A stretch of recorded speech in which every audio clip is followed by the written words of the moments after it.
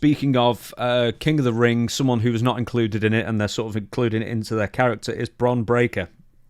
Angry that he wasn't included in the King of the Ring tournament, Bron Breakker takes his wrath out on a hapless opponent. So it's an NXT sort of a lower down kind of guy called Cale Dixon, and in the process sort of turns heel in destroying this young fella, but not really, because the fans cheer him even more and want him to kill this guy even more. So I don't know how successful as a heel turn it was, but this is sort of he's called Bronson Reckstein, I forgot to. I don't know, that's such a better name as well than Bron Breakker.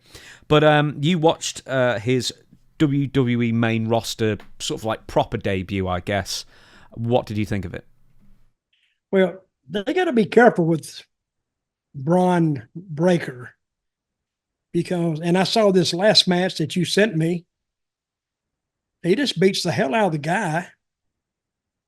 And in the process, he did nothing that the fans would like. I guess he's a baby face, but he's like, he could be either one with that style.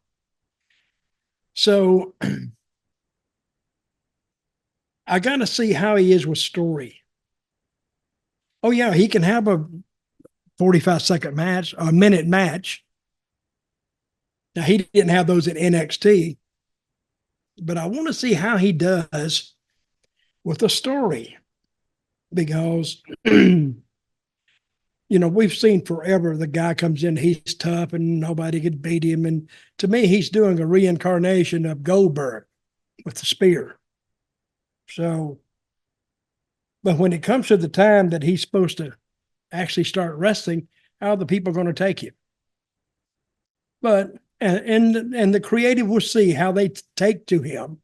And they're going to put him with I'm sure they'll put him with a real strong heel. And they may have him maybe disguised to go up against Gunther because both of them have that same style where they beat the crap out of each other. But that really kind of, Bron Breakker, he's been going out there and scoring like minute wins. But Gunther, he'll go 20 minutes, 15 anyway. So does that expose Bron Breakker? But this is what Bron Breakker is going to have to learn to do. He's going to have to learn to extend his matches out and they will coach him. And that's what I like about WWE. They got some great guys on the sidelines that can coach you if they listen. And you will have to listen in WWE. Because in AEW, I hear that they don't listen. They just go out there and do what they want to do. See, I don't even think they understand the business they're in. But in WWE, yeah, they do understand because they have to understand to fit into the process. I know that sounds complicated, but it's not. You do what you're told and the way we tell you to do it.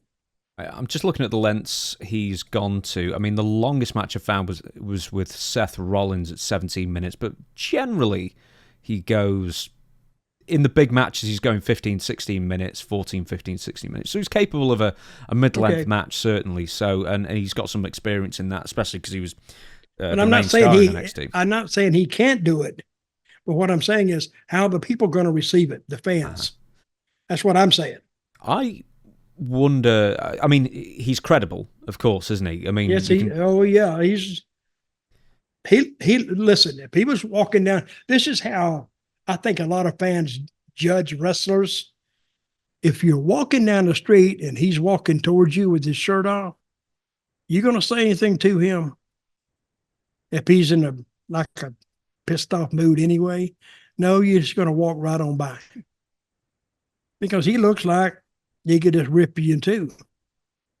And that's half the game right there.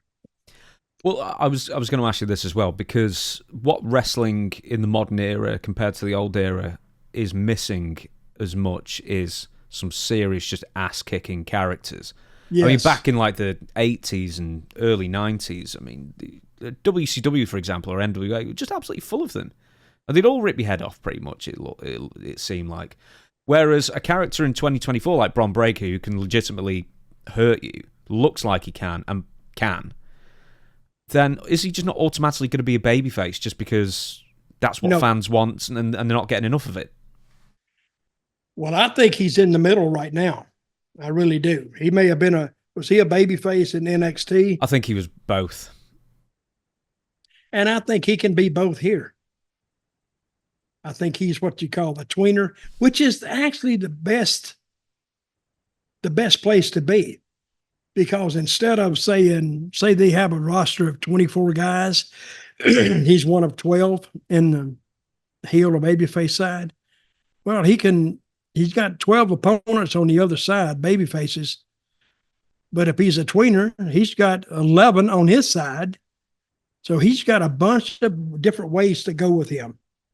So we'll see what he does, but I'm impressed with what he's doing. What I saw on SmackDown was the matches were more under control. I mean, it wasn't doom, boom, boom, boom. They slowed down. And you watch a guy like Randy Orton. Randy Orton, he'll just look at you. And the face tells the story. And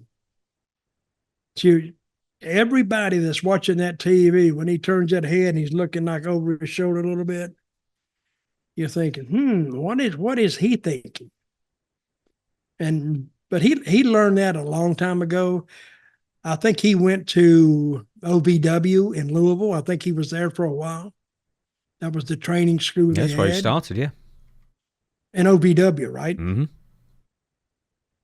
And he learned that. But see, part of the story, and I talk about story all the time, part of the story is your facials have to tell it too.